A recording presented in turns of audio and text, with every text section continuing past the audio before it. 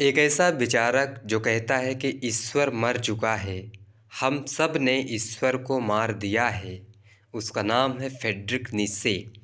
Nietzsche ही वह विचारक है जो परंपरागत नैतिकता का विरोध करता है, जो अतिमानव के सिद्धांत का प्रतिपादन करता है, जिसने शक्ति की इच्छा को प्रमुख माना है और जिसके विचारों से हिटलर जैसा तानाशाह पैदा हुआ है। नीत्शे वही विचारक है जो हिटलर का बौद्धिक पिता होने का श्रेय लिए हुए है। नीत्शे और हीगल दो ऐसे विचारक हुए जिनके विचारों से ही हिटलर पैदा हुआ और हिटलर ने मानवता की सबसे क्रूर हत्या करी है। उसने लाखों यहूदियों को गैस के चेंबर में डालकर मारा है और उसके विचार नीत्शे के विचार से आ रहे हैं। उस विचार को आज हम देखेंगे। उसका नकारात्मक पक्ष हमें समझने की ज़रूरत नहीं है और ना ही मेरा उद्देश्य है कि हम नकारात्मक उसके विचार को समाज में फैलाएं। उसका उद्देश्य नहीं है, बल्कि उद्देश्य ये है कि इसके कुछ विचार ठीक हैं, जो ये ईश्वर के बारे में बात करता है, जो ये शक्ति की इच्छा की बात करता है, जो ये अतिमानव के सिद्धांत की बात करता है, जो ये एक ऐसे विचार की बात करता है जो बहुत ही रेशनैलिटी पर टिकी हुई हो।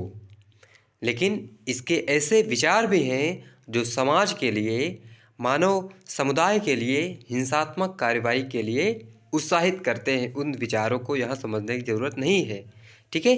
तो हम इसके पॉजिटिव एस्पेक्ट को समझेंगे तो हम समझते हैं। हीगल, देखिए हीगल का मामला क्या है कि वो उसका जीवन जब था तो उसने अपने जीवन में ही बहुत ज़्यादा प्रसिद्धि हासिल कर ली थी। लेकिन नीत्शे के संबंध में भी ऐसा ही था। नीत्शे जीवित था, लेकिन वो मानसिक दृष्टि से मर चुका था। कुल मिलाकर मानसिक दृष्टि से अस्वस्थ था और तब उसकी प्रसिद्धि हुई थी। नीत्शे के विचार को हम समझेंगे, जो भी एक दो या फिर 1-1.5 घंटे लगेंगे, उसमें हम इन विचारों को समझेंगे। नीत्शे की नैतिकता के विचार, शक्ति की इच्छा, अतिमानव सिद्धांत और महिलाओं के बारे में कितना निगेटिव ये बोलता है उसको भी देखेंगे। जो ये ईसाई धर्म का खंडन करता है उसको देखेंगे, ईश्वरवाद का खंडन करता है उसको देखेंगे, आवर्त परिवर्तन का सिद्धांत देता है उसको देखेंगे। तो इन सारे सिद्धांतों को हम डिस्कस करेंगे। तो हम देखते हैं, सबसे पहले हम नीत्शे के जीवन को समझ लेते हैं। नीत्शे का जन्म जर्मनी के रोकिन में हुआ। रोकिन नगर था, वहाँ हुआ। इनके पिता पादरी थे जो प्रोटेस्टेंट मत को मानते थे। अब प्रोटेस्टेंट क्या होता है आप सब जानते हैं कि जो ईसाई में जो परंपरागत मत है उसको मानने वाले कौन कैथोलिक कहलाते हैं, और जो दूसरे होते हैं जो उसके विरोध में बात करते हैं वो प्रोटेस्टेंट होते हैं। तो इनके पिता प्रोटेस्टेंट थे कुल मिलाकर। तो इनके मतलब कि नीत्शे की उम्र जब 5 वर्ष की थी तभी इनके पिता की मृत्यु हो गई थी। तो इनका फिर पालन पोषण किया इनकी दादी और माता, बहन और 2 चाचियाँ थीं, उन्होंने करी। तो इनका पालन पोषण कुल मिलाकर महिलाओं के ही बीच में हुआ। इस वजह से क्या हुआ, ऐसा इन्वायरमेंट क्रिएट हुआ कि ये महिलाओं के विरोध में ये सोचने लगे। और क्योंकि धर्म का भी विरोध ये करते हैं, क्यों करते हैं इसकी बात हम जब धर्म के सिद्धांत को देखेंगे, इनका जब ईश्वरवाद का खंडन करते हैं, ईसाई धर्म की आलोचना करते हैं, उसको खंडन करते हैं, तो हम समझेंगे, ठीक है। देखिए, एक तो ये जीवन भर अविवाहित थे और नारी स्नेह न मिलने के कारण नारी विरोधी। हुआ ये दोस्तों कि नीत्शे ने एक लड़की को प्रपोज किया, एक बार नहीं 3 बार किया, लेकिन तीनों बार उसने इनको रिजेक्ट कर दिया। ऊपर से उसने इन्हीं के फ्रेंड से शादी करके घर बसा ली। तो नीत्शे के जो दिल टूटा था और टूट गया, और फिर वो एकदम से जो है महिलाओं के विरोध में बोलने लगे। ये हुआ था। लोन्जाइनस नामक एक दार्शनिक है जो कहता है कि चाहे जितनी बड़ी महान हस्ती हो, चाहे जितना बड़ा फिलोसोफर हो, दार्शनिक हो, उसमें कुछ न कुछ छिद्र रह जाते हैं। और नीत्शे के संबंध में भी ये छिद्र हैं कि ये महिलाओं का विरोध करता है, ये हिंसा को प्रमोट करता है, ये युद्ध को नैतिक मानता है, ये अन्याय, शोषण, अत्याचार को बढ़ावा देने वाली बात करता है। ये इसके जीवन के छिद्र हैं। लेकिन कुछ इसके चीज़ें हैं जो सच में अच्छी हैं, इसकी तारीफ़ की ही जानी चाहिए, पढ़ा ही जाना चाहिए। तो उसी को हम समझेंगे। नीत्शे का पूरा जीवन जो है निराशा और एकाकीपन, उदासी, दुख और अवसाद की लंबी कहानी है। ये बहुत कटा-कटा रहा है जीवन से। इसको कोई ऐसा मिला ही नहीं जो इसके दर्द को, दुःख को समझ सके। पिता थे नहीं और जो महिलाएँ थीं इनके आस-पास वो भी ठीक से समझ नहीं पाईं। इनको कोई ऐसा प्रेमी भी ना मिल सका जो इनके दुःख दर्द को समझ सके। तो इनका जीवन ही एक एकाकी। आप देखते हैं कि आप जब बहुत एलिनेशन फ़ील करते हैं तो आप सोचते हैं कि आपके पास कोई हो और नहीं होता तो फिर आपको बहुत ही प्रॉब्लम होती है। आप अवसाद में चले जाते हैं, एंग्ज़ायटी, डिप्रेशन जैसी स्थिति हो जाती है। जब आप अपनी बातें दूसरों से शेयर करते हैं, उनसे जिनको आप अपना फ्रेंड मानते हैं, अपना जो अपने सबसे करीबी महसूस करते हैं उनके साथ, तो आप हल्के महसूस करते हैं। लेकिन नीत्शे के जीवन में ऐसा था ही नहीं कुछ। तो इनकी पूरी जीवन ही जो है बड़ी अवसाद में बीता है। इनकी प्रबल इच्छा बचपन से ही थी कि मैं महान विचारक बनूँगा। लेकिन हुआ ये दोस्तों कि ये जब प्रसिद्धि पा गए, एक फ़िलॉसफ़र के रूप में इन्हें जाना जाने लगा, जब इन्हें पढ़ा जाने लगा, उसी समय इनकी मानसिक दृष्टि यानी कि मानसिक रूप से ये बहुत ही अस्वस्थ हो गए। तो इनकी प्रसिद्धि जो हुई थी, उसको ये देख ना सके। आप जानते हैं कि जितने भी फ़िलॉसफ़र हुए हैं, उनका जीवन अंतिम वर्षों में देखते हैं जब उन मृत्यु जो होती है, तो बड़े ही ऐसी स्थिति में जाकर होती है जो अकल्पनीय है। किसी की किडनी फेलियर हो जाती है, कोई लंग में प्रॉब्लम, किसी को ट्यूबरकुलोसिस हो जा रहा है, कोई मानसिक दृष्टि से अ, परेशान हो जा रहा है। तो आप देख रहे हैं कि जितने फ़िलॉसफ़र उनकी मृत्यु बहुत ही ऐसी हुई है जो सामान्य व्यक्ति की आमतौर पर नहीं होती।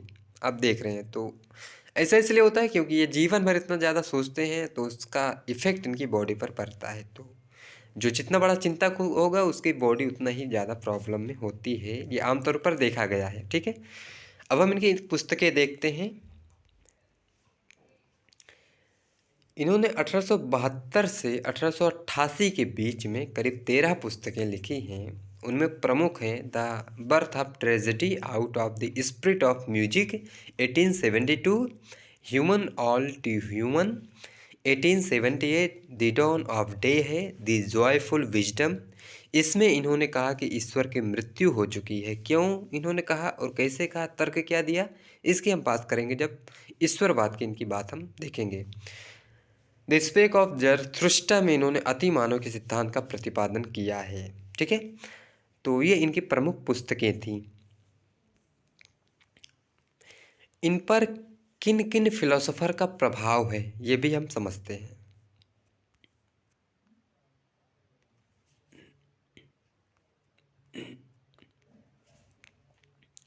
सबसे पहला है शोपेनहावर। शोपेनहावर एक निराशावादी दार्शनिक है। वो जीवन से निराश है और वो कहता है कि सुखी सबसे वही है जिसने जन्म नहीं लिया। जो जन्म ही नहीं लिया वो सबसे ज़्यादा सुखी है। दूसरा सुखी वह है जिसने जन्म लिए लेते ही मृत्यु को प्राप्त हो गया और जो यहाँ सरवाइव कर गया उसका जीवन ही किसी काम का नहीं। वो बहुत ज़्यादा निराशावादी बात करता है शोपेनहावर। शोपेनहावर ईश्वरवाद का खंडन करके निरीश्वरवाद का प्रतिपादन करता है। इसी बात से नीत्शे प्रभावित है। नीत्शे इसके निराशावादी दृष्टिकोण से बिल्कुल सहमत नहीं है। वो कहते हैं कि ये पलायनवादी जो दृष्टिकोण है इनका ये सही नहीं है। हम जीवन को अच्छे से जिएंगे और इसी विचार को तो हम समझेंगे कि जीवन के बारे में नीत्शे ने क्या कहा। और इसलिए उन्होंने जब ईसाई धर्म का और ईश्वरवाद का खंडन किया, क्योंकि वो कहते हैं कि ईश्वरवाद ईसाई धर्म क्या करता है कि हमें एक अजीब प्रकार की जो है दुनिया में ले जाता है, कल्पनात्मक दुनिया में, जो कहता है कि वहाँ स्वर्ग होगा और ऐसा कुछ होता नहीं है। और हमारे इस जीवन में जो जिसे हम सुखपूर्ण तरीके से जी सकते हैं इसके विरुद्ध वो विरक्ति पैदा करता है, तो उसका विरोध वो करता है। तो ये पलायनवादी दृष्टिकोण निराशावाद का खंडन करके केवल शोपेनहावर से उसका निरीश्वरवाद के विचार को लेते हैं। और दूसरा विचार ये भी लेते हैं कि जो शोपेनहावर है वो कहता है कि मनुष्य की मूल इच्छा जीने की इच्छा है। हर एक व्यक्ति जीना चाहता है ज़्यादा से ज़्यादा, ऐसी बात शोपेनहावर कहते हैं। लेकिन नीत्शे इससे आगे बढ़ के कहता है कि नहीं, जीवन की इच्छा नहीं है, मनुष्य की मूल इच्छा शक्ति की इच्छा है। वो शक्ति चाहता है। जीवन किसके आधार पर चलेगा? शक्ति के ही तो आधार पर। आपके पास कुछ है ही नहीं, न तो आपके पास फिजिकल शक्ति है, यानी कि जो मटेरियलिस्टिक है, आपके पास भौतिक जो संपदा है वो नहीं है, आपके पास सामाजिक शक्ति नहीं है, राजनीतिक शक्ति नहीं है, बौद्धिक शक्ति नहीं है, तो फिर वो जीवन किस काम का? इससे अच्छा तो मृत्यु ही है फिर। ऐसी बात फिर नीचे करते हैं, तो शक्ति की इच्छा की बात वो करते हैं। क्रांतिकारी फ्रांसीसी विचारक हैं वॉल्टेयर, इनकी व्यंग्य शैली को इन्होंने अपनाया है, अपनी पुस्तकों में इन्होंने लिखा है। लेकिन जो वॉल्टेयर की शांतिवाद की विचार है इसका वो खारिज करते हैं। वॉल्टेयर क्या कहता है कि भाई देखो, समाज में शांति होनी चाहिए, हर एक व्यक्ति एक शांतिपूर्ण जीवन जी सके, ऐसे समाज की हम बात करेंगे। लेकिन नीत्शे इसका विरोध करता है, कहता है शांति की बात तो वो करते हैं जो कायर होते हैं, जो युद्ध कर ही नहीं सकते, उनके पास एक ही सिर्फ होता है कि हाँ शांति शांति शांति, अहिंसा करो और ये सब करो, ऐसी बात करते हैं। जिनके पास पावर है, जो इस समाज पर प्रभुत्व रखते हैं, वो तो युद्ध करते हैं, और युद्ध तो बड़ी नैतिक चीज़ है, ऐसी बात जो है नीत्शे करता है। डार्विन का भी प्रभाव है और डार्विन के विकासवाद का प्रभाव है। डार्विन के विकासवाद क्या होता है? तो डार्विन ने प्रकृति में विकासवाद के सिद्धांत को प्रतिपादित किया है। वो कहता है कि जो प्रकृति में जो कमज़ोर वनस्पतियाँ, पेड़ पौधे, जीव जंतु होते हैं तो वो नष्ट हो जाते हैं, और जो मजबूत होते हैं वो सरवाइव करके आगे बढ़ते हैं। आपको याद होगा कि हर्बर्ट स्पेंसर जो निगेटिव लिबरलिज्म की बात करता है, उसका समर्थक विचारक है, तो ये भी इसी सर्वाइवल ऑफ फिटेस्ट जो प्रकृति में लागू करता है डार्विन, उसको वो समाज में लागू करता है स्पेंसर, और कहता है कि समाज में जो कमज़ोर लोग हैं, जो गरीब लोग हैं, जो कुछ काम नहीं कर सकते, वो ख़त्म हो जाएंगे, और जो सरवाइव कर देंगे अमीर लोग हैं वो तो आगे बढ़ जाएंगे। भाई स्पेंसर ऐसे ही बात करता है। स्पेंसर क्योंकि निगेटिव लिबरलिज्म पूंजीवाद को सपोर्ट करते हैं, और पूंजीवाद तो ये तर्क ही देगा ना कि भाई गरीब आदमी गरीब इसलिए क्योंकि वो कायर है, उसमें वो बुद्धि नहीं, उसमें वो योग्यता ही नहीं, तो हम क्या करें, ऐसी बात पूंजीवाद करता है। तो पूंजीवाद के समर्थन करता है, इसलिए ऐसी बात करता है। अब हालांकि पूंजीवाद, भाई आपके पास इतनी ज़्यादा संपत्ति हो गई तो कहाँ से आई? लोगों की आपने पहले ही हड़प रख ली, सारा संपत्ति तो हमारा ले लियो, अब कहते हो कि अपने से कुछ योग्यता लाओ, कैसे, कहाँ से लाएं, कहाँ से हम संपत्ति से पैदा करें? ये भी तो है। तो सोशलिज्म और जो लिबरलिज्म है या कैपिटलिज्म है, उसमें कंट्रोडिक्शन है, उसकी बात हम वहाँ करते हैं तो वहाँ करेंगे। ये बात हुई। तो डार्विन विकासवाद की बात करता है, तो नीत्शे इनसे नैतिकता के विकासवाद को वो लेता है। अभी हम नैतिकता की बात करेंगे तो वहाँ समझेंगे, ठीक है। डार्विन कहता है कि वातावरण के अनुरूप ही अपने जो है जीवन को व्यवस्थित करना चाहिए, लेकिन नीत्शे कहता है नहीं, वातावरण को खुद के अनुरूप बनाना चाहिए। कहता है वातावरण क्या होता है, उसको हम बनाएंगे, हम सब करेंगे, ऐसी बात वो करता है। ईश्वरवाद का खंडन डार्विन भी करते हैं, ईश्वरवाद का खंडन ये भी कर देते हैं।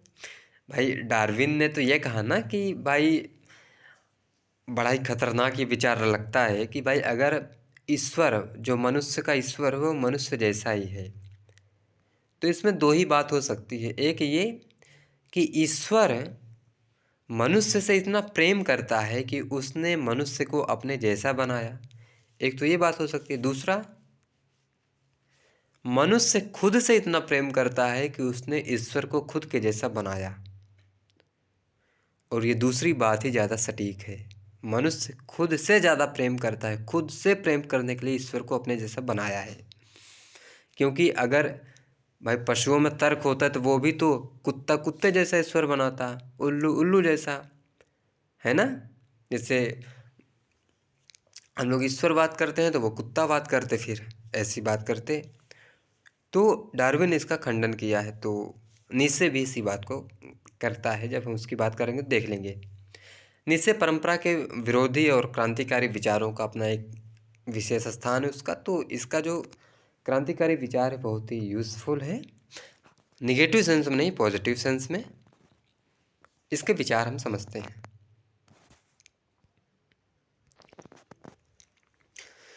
इसका जो पहला विचार है वो है शक्ति की इच्छा और अतिमानव का सिद्धांत, इसको हम समझते हैं। तो सबसे पहले हम शक्ति की इच्छा को देखते हैं। हमने जब रियलिज़म की बात करी थी, पॉलिटिकल साइंस की जो इंटरनेशनल पॉलिटिक्स की थ्योरी है एक रियलिज़म, उसमें हमने देखा था कि जो रियलिज़म है वो पावर पॉलिटिक्स की बात करता है। वो कहता है कि क्योंकि थ्यूसिडाइडस को हम देखते हैं, हॉब्स को, मैकियावेली को और उसके बाद मार्गेंथ्यू को, संत जो विचारक है उसको देखते हैं, तो ये सब पावर पॉलिटिक्स की बात करते हैं। और हॉब्स को ही हम मूल रूप से समझते हैं ठीक से, और इसी से हम लिंक इसका भी कर लेंगे।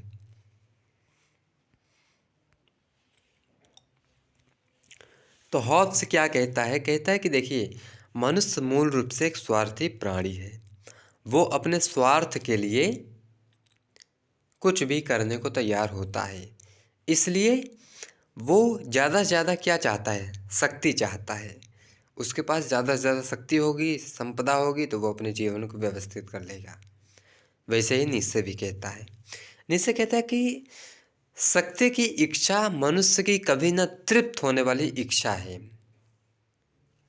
समझ सकते हैं। कहता है कि ऐसी आंतरिक इच्छा है जो सृजनात्मक प्रवृत्ति के रूप में शक्ति की अभिव्यक्ति और व्यवहारिक जीवन में उसके प्रयोग के माध्यम से व्यक्त होती है। वो कहता है कि भाई, हर एक व्यक्ति क्या चाहता है यार, कि पावर हो मेरे पास। पावर क्यों हो? क्योंकि उसका पर्सनल जो ईगो है वो सेटिस्फेक्शन हो, जो उसकी भौतिक ज़रूरतें हैं वो पूरी हो, तो उसके लिए वो पावर चाहता है। Power political, economic, social, ideological, knowledgeable जो भी हो, कई तरीके से हो सकती है। तो शक्ति चाहता है। प्रत्येक मनुष्य इसी की होड़ में लगा हुआ है। तो कहता है निश्चय कि प्रत्येक प्राणी के जीवन में इसी का सर्वोच्च स्थान है। तो प्रत्येक व्यक्ति यही चाहता है। निश्चय संसार में इस शक्ति की इच्छा को ही सर्वत्र व्याप्त मानते हैं और कहता है कि यह संसार शक्ति की इच्छा के अतिरिक्त और कुछ नहीं है। आप स्वयं भी इस शक्ति की इच्छा के अतिरिक्त और कुछ नहीं। तो हर एक व्यक्ति चाहता है कि मेरे पास पावर हो। तो ऐसी बातें करते हैं। निश्चय कहते हैं कि मनुष्य का संपूर्ण ज्ञान इसी शक्ति की इच्छा की अभिव्यक्ति और वृद्धि का साधन है। वह प्राकृतिक शक्तियों तथा संसार की समस्त वस्तुओं पर अपना स्वामित्व स्थापित करने और स्वयं के हित के लिए उनका प्रयोग करने के उद्देश्य से ही ज्ञान प्राप्त करता है। केवल सत्य के अनुसंधान की जिज्ञासा से प्रेरित होकर ज्ञान प्राप्त करना मनुष्य का उद्देश्य नहीं है। इसके बाद हम मिशेल फूको को पढ़ेंगे। तो फूको कहता है कि जो ज्ञान है वही शक्ति है और जो शक्ति है वही ज्ञान है।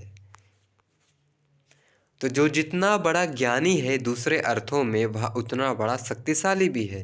क्योंकि पोस्ट मॉडर्निज्म की जो फिलॉसफी है वो यही है कि शक्ति ही ज्ञान है, या ज्ञान ही शक्ति है। यही है, जिसके पास ज्ञान है उसके पास पावर है, और जिसके पास पावर है वही समाज पर कंट्रोल करता है, समाज पर प्रभुत्व स्थापित करता है, लोगों को चलाता है अपने विचारों से। यही तो हो रहा है। आप देख रहे होंगे। आप जो भी कुछ सोचते हैं, क्या आप सोचते हैं कि आपसे सोचवाया जाता है समाज में? हम जब मिशेल फूको को पढ़ेंगे ना तो इस चीज़ को बहुत अच्छे से समझेंगे। वो कहते हैं कि जो हम सोचते हैं दरअसल हम सोचते भी नहीं हैं। ये तो जो गवर्नमेंटालिटी है, प्रशासकीयता है हमारे समाज की, वो हमें वैसा करने पर बाध्य करती है।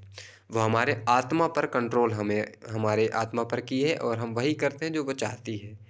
तो हम कुल मिलाकर टाइप बने हुए हैं, ऐसी बात हम वहाँ समझेंगे इस बात को। तो यहाँ हम सिर्फ ये बता रहे हैं कि नीत्शे जो ज्ञान की बात करता है, इसी से जो है इंस्पायर है मिशेल फूको। ठीक है, मिशेल फूको की बात हम जब करेंगे तो वहाँ कर लेंगे। शक्ति की इच्छा ही प्रभु नैतिकता का मूल आधार है। अब देखिए, नैतिकता को दो पार्टों में डिवाइड करता है ये, प्रभु नैतिकता और दास नैतिकता। प्रभु नैतिकता वो है जो शक्ति की इच्छा का आधार है और जो क्या करता है कि अति मानव बनने में सहायता करता है। तो अन्याय करना, अत्याचार करना, शोषण करना, दूसरे का कुछ भी ले लेना, उसके साथ एक्सप्लॉयटेशन करना, अपना काम बना लेना, ये प्रभु नैतिकता है। और ऐसे लोग प्रभुत्वशाली होते हैं और समाज पर प्रभुत्व स्थापित करते हैं। ऐसी बात जो है नीत्शे कहता है, और कहता है यही उत्कृष्ट नैतिकता है। इसको वो उत्कृष्ट नैतिकता बोलता है। अब देख लीजिए, अब अन्याय, अत्याचार, एक्सप्लॉयटेशन, शोषण को ये प्रमोट कर रहा है, तो अब ही जब हिटलर प्रभावित हुआ तो उसने किया फिर ये। ये देख तो आप देखें ये सब, तो ऐसी बात ये करता है। तो वो कहता है कि शक्ति की इच्छा ही जो है प्रभु नैतिकता का मूल आधार है। अतः इस नैतिकता के अनुरूप आचरण करने वाले अभिजात वर्गीय व्यक्ति, देखिए एलीट वर्ग जो है, अपनी इसी शक्ति की इच्छा के कारण साधारण लोगों पर प्रभुत्व स्थापित करते हैं और उन्हें जो है बनाए रखने में सफल होते हैं। तो आमतौर पर देखेंगे जो बहुत ही समाज के एलीट होते हैं, तो वो क्या करते हैं, एक्सप्लॉयटेशन करते हैं, शोषण करते हैं। आम लोगों को पता नहीं चलता। भाई कोई गरीब आदमी करता है तो वो चोरी कर लेगा, बहुत करेगा, डकैती कर लेगा, कुछ और कर लेगा मान लो, और वो पकड़ा जाता है। लेकिन जो एलीट वर्ग है वो क्या करता है, बैंक से लोन लेकर भाग जाता है और डायरेक्ट इफेक्ट किसी पे पड़ता ही नहीं, लेकिन सबका लेकर वो जाता है। इस चीज़ को समझना चाहिए। तो जो क्योंकि गरीब आदमी क्यों करता है, क्योंकि उसके पास नहीं है। ये लोग क्यों करते हैं, क्योंकि ये प्रभुत्व स्थापित करने चाहते हैं, ऐसी बात है। तो ये ऐसा करते हैं, फिर अन्याय करते हैं, अत्याचार करते हैं, ये सारा कुछ करते हैं।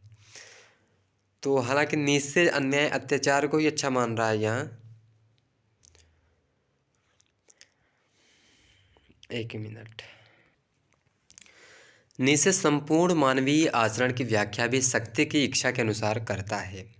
वह सुखवादियों, सुखवादी कौन है, जो हम उपयोगितावाद पढ़ते हैं तो जर्मी बेंथम को आप जानते होंगे।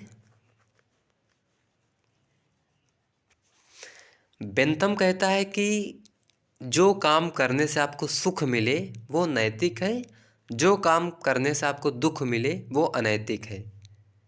इसलिए आपको वही काम करना चाहिए जो सुखपूर्ण हो, आपके सुख में वृद्धि करे, क्योंकि जो सुख ही सुखपूर्ण है वही नैतिक है। ऐसी बात वो करता है। तो सुखवादी दर्शन है एक, उसकी बात हम करेंगे जब सुखवादी नैतिक व्यवस्था की, तो उसको हम समझेंगे। तो सुखवादियों की इस मत का वो खंडन करता है कि सुख प्राप्ति और दुख निवृत्ति ही समस्त मानवीय कर्मों की मूल अभिप्रेरणाएं हैं। इसके विपरीत नीचे कहता है कि मनुष्य वास्तव में शक्ति की इच्छा से प्रेरित होकर ही समस्त कार्य करता है और यही उसके सुख दुख का मूल आधार भी है। जिस कर्म के द्वारा मनुष्य की शक्ति की इच्छा की पूर्ति होती है उसे वह सुखपूर्ण कहता है, और जिसके फलस्वरूप उसकी इच्छा में बाधा पड़ती है उसे वो दुख बताता है। तो सुखवादियों का विरोध करते हुए नीचे कहते हैं कि सुख या दुख अपने आप में शुभ या अशुभ नहीं होते, क्योंकि सुखवादी कहते हैं कि जो सुख है वही शुभ है। तो वो कहते हैं ऐसा नहीं है। उसका कथन है कि दुख शक्ति की इच्छा की पूर्ति में आने वाली बाधाओं के निराकरण के लिए मनुष्य को प्रेरित करता है, अतः शुभ है। भाई जो दुख है उसको वो अच्छा मानता है। वो कहता है दुख शुभ है, जो प्रत्यक्ष या परोक्ष रूप से शक्ति की इच्छा की पूर्ति में सहायता करता है कुल मिलाकर। इसलिए नीत्शे कहता है कि जो दुखी है उसको और दुख पहुंचाना जाना चाहिए। क्या होगा उससे, फिर वो दुख से परेशान होकर अपने लिए जीवन तलाश करेगा, शक्ति की ओर बढ़ेगा। ऐसी बात नीत्शे कहते हैं। तो कहते हैं देखिए सुख अपने आप में शुभ नहीं है और दुख अशुभ नहीं है, जैसे कि सुखवादी कहते हैं। सुखवादी ये कहते हैं कि जो सुख है वही शुभ है, वही अच्छा है, नैतिक है, और दुख ही सारे संसार सारी उसका खराब चीज़ है, इसका निवृत्ति होनी चाहिए, इससे भागना चाहिए। तो निश्चय कहते हैं नहीं, दुख भी शुभ है। क्यों शुभ है, क्योंकि ये शक्ति की इच्छा की पूर्ति में सहायक है, इसलिए ये शुभ है। ऐसी बात जो है निश्चय कहता है। अब हम दूसरा सिद्धांत अति मानव के सिद्धांत की बात करते हैं। निश्चय के अनुसार पृथ्वी पर मनुष्य के विकास की चरम परिणति अति मानव है, जिसके प्रादुर्भाव के लिए यथासंभव प्रयास किया जाना चाहिए। वो कहता है कि पृथ्वी पर मनुष्य के विकास के, यानी जो मनुष्य का विकास हो रहा है वो अंतिम जो उसकी परिणति है वो अति मानव के रूप में है। और यहाँ अति मानव तात्पर्य एक व्यक्ति से नहीं है, वो कहता है कि ये एक मानवों की एक जाति से है जो इस संपूर्ण पृथ्वी पर शासन करेगी, जो वर्तमान मानव से भिन्न होगी। नीचे इसी को क्या कहता है कि ये पृथ्वी के भावी स्वामी होंगे। और हिटलर फिर जो नाजी नस्ल है ना, उसी के आधार पर कहता है कि हमारी नस्ल तो अन्य नस्लों से अलग है और ये दूसरों पर प्रभुत्व स्थापित करेगी, उस पर शासन करेगी। हिटलर ये बात यहीं से तो उठा के बोल रहा है।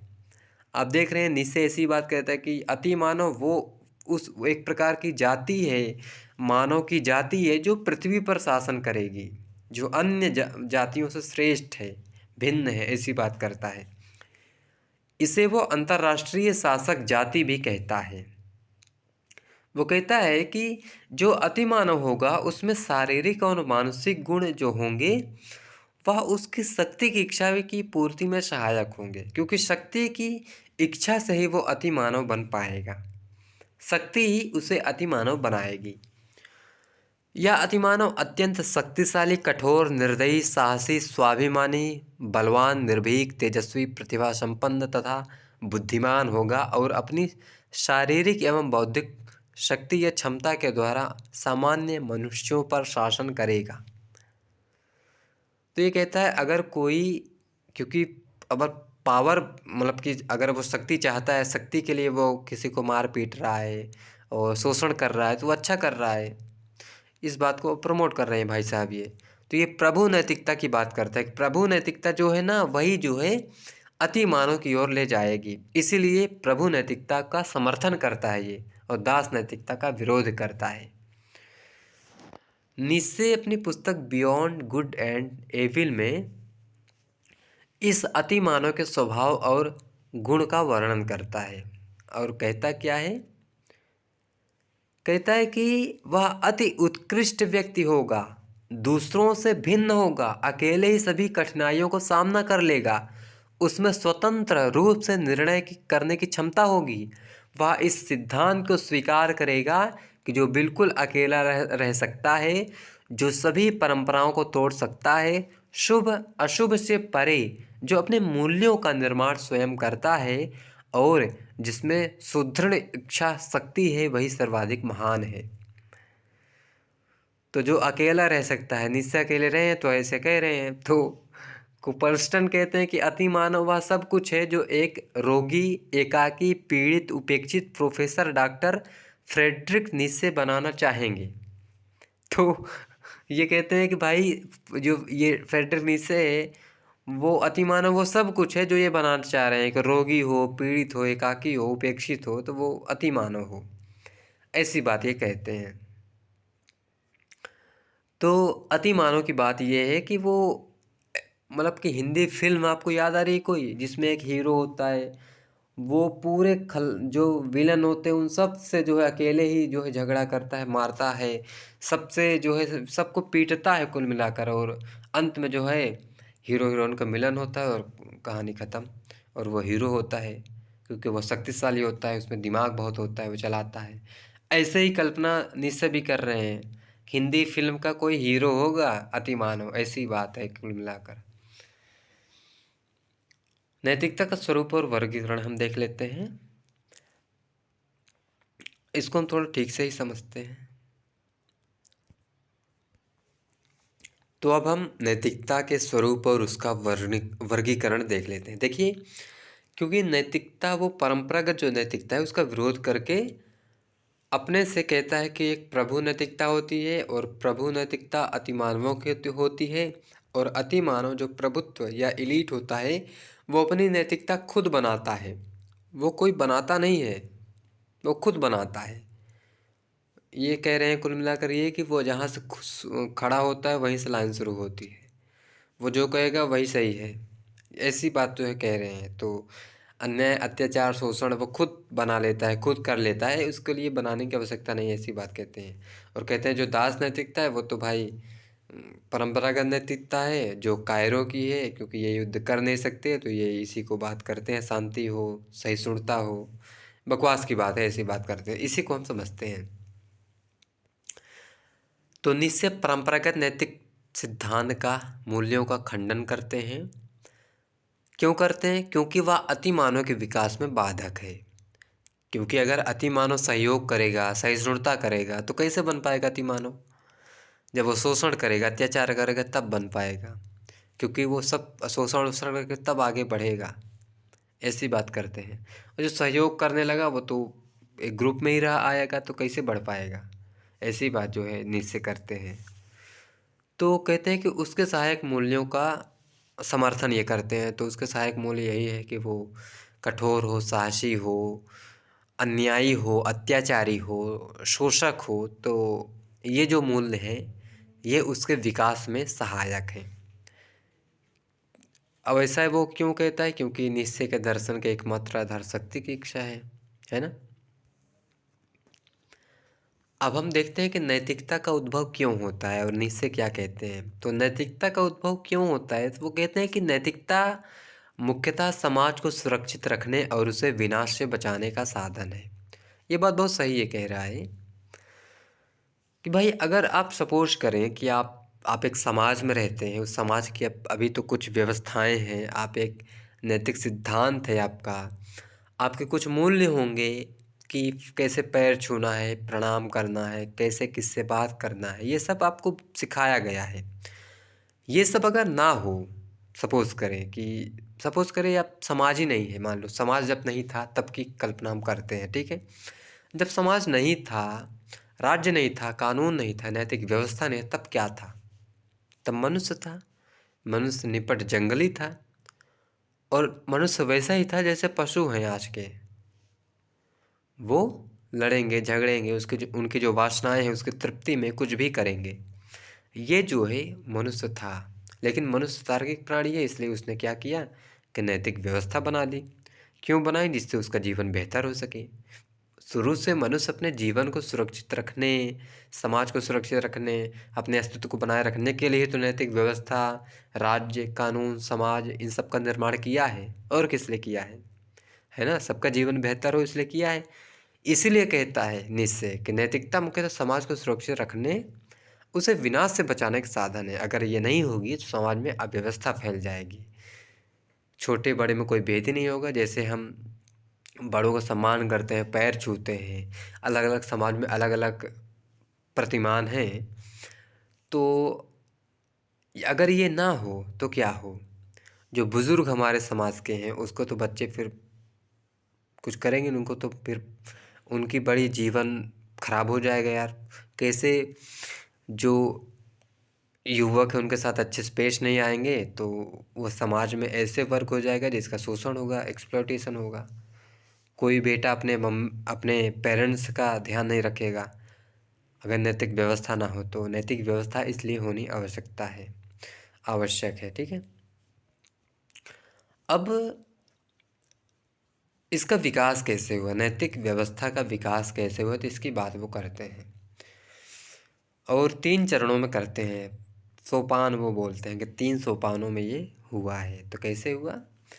तो प्रत्येक व्यक्ति को उन नैतिक मूल्यों तथा मान्यताओं के अनुरूप आचरण करने के लिए बाध्य किया जाता है जो समाज के हित में सहायक होते हैं।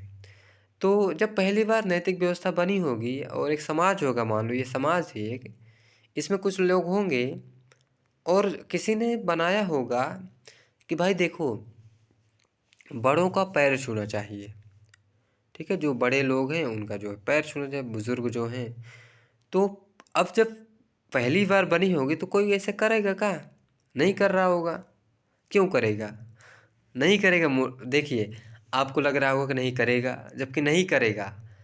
आपको क्यों लग रहा है? क्योंकि आपके अंदर वो मूल्य डेवलप हो चुके हैं और आपको लग रहा है कि मेरे अंतःकरण की ये आवाज़ है। निश्चय इसी का खंडन करता है, कहता है कि ये जो आपको लग रहा है ना कि अंतःकरण की आवाज़ है, दरअसल अंतःकरण की आवाज़ है ही नहीं। ये तो कुल मिलाकर ठूंसा गया मामला है। आपके अंदर बचपन से ही ऐसे मूल्य ठूंसे गए कि आप वैसे बन गए, जबकि मूल रूप से आप वैसे नहीं हैं। मनुष्य आज भी तो मूल रूप से एक पशु ही है। अगर उसमें अच्छे मूल्य न डाले जाए तो उसका आचरण बहुत खराब हो जाता है भाई, ये आप देखते होंगे। तो निश्चय कहता है कि प्रथम बार जब जो आचरण और प्रतिमान बने उसके लिए जो है दंड का प्रावधान किया गया है कि भाई अगर जो ऐसे मान्यता नहीं मानेगा, जो ऐसा नहीं करेगा तो उसे पनिशमेंट दिया जाएगा। जब समाज में ये मान्यता प्रचलित हो गई तो लोग डर के मारे जो है उस चीज़ को मानने लगे, बड़ों का सम्मान करने लगे, जो वहाँ की व्यवस्था थी उसका सम्मान करने लगे, है ना। ऐसा वो करने लगे और किसके बल पर? दंड के। निश्चय कहते हैं कि पहली बार इस तरह जो है शुरू हुआ नैतिक व्यवस्था ठूंसना लोगों में। समय जब व्यतीत हुआ तो दूसरा सोपान आता है। तो समय व्यतीत के साथ साथ क्या होता है कि यही जो पनिशमेंट है इसका स्थान रीति रिवाज ले लेता है, सामाजिक रीति रिवाज। और व्यक्ति इन रीति रिवाजों के कारण अनायास ही नैतिकता के अनुरूप आचरण करने लगते हैं। अब आप अगर किसी का सम्मान भी करते हैं तो आपको लगता है ये तो मेरा रीति रिवाज है, ये तो हमारे सामाजिक ताने बाने हैं। आप कोई कारण नहीं ढूंढते, अनायास ही। सायास मतलब होता है सोच विचार का, अनायास मतलब बिना सोचे विचारे। तो बिना सोचे विचारे ही आप जो है उसको फॉलो करते हैं। क्यों करते हैं? क्योंकि पहली बार तो ठूंसा गया ठीक से, दूसरी बार रीति रिवाज बन गया तो आपको लगा नहीं ये तो अच्छी चीज़ है। अब क्या हुआ, तीसरा जब सोपान आता है तो ये जो नैतिक व्यवस्था प्रथम बार बनाई गई थी ये व्यक्ति के अंतः चेतना में चली जाती है, कुल मिलाकर उसके अवचेतन मस्तिष्क में चली जाती है, इसमें आ जाती है वो। तो व्यक्ति क्या करता है कि बिना दबाव के ही, कोई दबाव ना हो तब भी वो जो है उसका आचरण करता है और उसे आनंद महसूस होता है। जैसे कि जो हमारे यहाँ मोक्ष की अवधारणा है, कहा जाता है कि जो संन्यास वानप्रस्थ आश्रम है उसमें जो है खाना नहीं खाना चाहिए ठीक से, थोड़ा भोजन, और जो है जंगलों में रहना चाहिए, मृगछाल या फिर वैसे सोना चाहिए ज़मीन पर। तो इतना कष्टों भरा ये सब बनाया गया। अब ये जब बना था तब तो शुरू में तो शायद कोई नहीं किया होगा, धीरे धीरे ये परंपरा डेवलप हो गई। जब व्यक्ति के अवचेतन मस्तिष्क में चला गया, उसे लगने लगा कि इससे तो मोक्ष मिलेगा, तो वो इस कष्ट को भी झेलने को तैयार है। अब उसे आनंद आ रहा है ये सब करने में। तो अब देख रहे हैं यही बात वो नीचे बताना चाह रहा है। तो कहता है कि देखिए हमारे अंदर जो नैतिकता है जो हम फॉलो करते हैं ये कुल मिलाकर बाहर से ठूंसी गई है, समाज के द्वारा ठूंसी गई है, क्योंकि हम मूल रूप से वैसे हैं ही नहीं। समझ रहे हैं? तो ये बाह्योन्मुखी से अंतरोन्मुखी की जाती है। इसलिए नीचे कहता है कि मनुष्य की अंतः चेतना ईश्वर की ध्वनि न होकर वास्तव में उस समाज की ही ध्वनि है जिसमें वह जन्म लेता है और अपना जीवन व्यतीत करता है। तो जो भी मान्यताएं हैं किसी भी समाज की, तो वो उस मतलब कि अंतः चेतना, आप कहें कि ये तो मेरा भाई अंतःकरण, मेरी जो है रूह बोल रही है कि ये करना चाहिए। दरअसल वो आपकी रूह नहीं है, वो आपके समाज की नैतिकता है। वो इतना ज़बरदस्त तरीके से ठूंसी गई आप में कि आपको लगने लगा कि नहीं ये तो मेरा अंतःकरण है और अंतःकरण ही तो ईश्वर है। तो ये गलत बात है, नीचे कहता है। इसलिए नीचे इन सब का विरोध करता है और कहता है कि नैतिक मूल्यों तथा प्रतिमानों की कोई संभावना नहीं है जो शाश्वत और निरपेक्ष हो। तो कोई भी नैतिक मूल्य शाश्वत निरपेक्ष हो ही नहीं सकता भाई। प्रतिमान, आप देख रहे हैं कि ईसाई धर्म जो सम्मान देने का रिवाज है, हिंदू में मुस्लिम में, ये लोग ईसाई लोग गाल चूम कर आमतौर पर मिलते हैं और हिंदू लोग कुल मिलाकर पैर छू कर सम्मान व्यक्त करते हैं, ये लोग हाथ मिलाकर। अब आमतौर पर हिंदू में भाइयों का पैर छुआ जाता है। अब ईसाई धर्म के अनुसार आप प्रतिमान आचरण करें, गाल चूम लें, देखिए फिर क्या होता है। ठुकाई पिटाई सुताई जो भी होगा, आप समझ सकते हैं क्या होगा। तो अगर ये प्रतिमान आप बदल देंगे तो नैतिक व्यवस्था ध्वस्त हो जाएगी। गलत तरीके से आपको लोग देखेंगे कि ये भाभी का बड़ा ही खतरनाक हो जाएगा। तो आप समझ सकते हैं ये सारी चीज़ों को। लोकतांत्रिक मूल्यों को पूर्ण रूप से अस्वीकार। तो जो डेमोक्रेटिक वैल्यूज़ हैं, समानता, स्वतंत्रता, बंधुत्व, सामाजिक न्याय, इसको पूर्ण रूप से वो अस्वीकार कर देते हैं। कहते हैं कोई मतलब ही नहीं है। ये जो संविधान न्याय की बात करता है, सामाजिक न्याय की, समानता की, स्वतंत्रता की, धर्मनिरपेक्षता की, ये कमज़ोरों की निशानी है और क्या, वही सब बनाए हैं ऐसी बात। अब इसका मतलब ये नहीं कि आप हमें संविधान विरोधी समझ लें दोस्तों, नहीं। ये मैंने इससे के अनुसार बता रहा हूँ, वो ऐसे ही कहेगा कि ये जो डेमोक्रेटिक वैल्यूज़ हैं ये कुल मिलाकर कमज़ोरों के द्वारा बनाया गया है, क्योंकि जो मजबूत होता है वो युद्ध करके जो है, जिसकी लाठी उसकी भैंस वाली जो बात ये करते हैं वैसे ही होता है। हालांकि ये बहुत ही बकवास की बात इसकी है, कोई मतलब नहीं, क्योंकि डेमोक्रेसी से अच्छा मूल्य हो ही नहीं सकता दोस्तों, है ना। डेमोक्रेसी अगर आपकी लाइफ स्टाइल में हो गई, डेवलप हो गई, तो आपसे बेहतर इंसान मिलना बड़ा ही मुश्किल हो जाएगा इस दुनिया में। क्योंकि लोकतांत्रिक मूल्य व्यक्ति की विवेकशीलता में विश्वास करता है, प्रगतिशीलता में विश्वास करता है और प्रत्येक व्यक्ति को एक मानव के रूप में देखता है। ह्यूमन राइट जो है, उसका जो मानवाधिकार है उसका सम्मान करता है। प्रत्येक व्यक्ति गरिमा की बात करता है।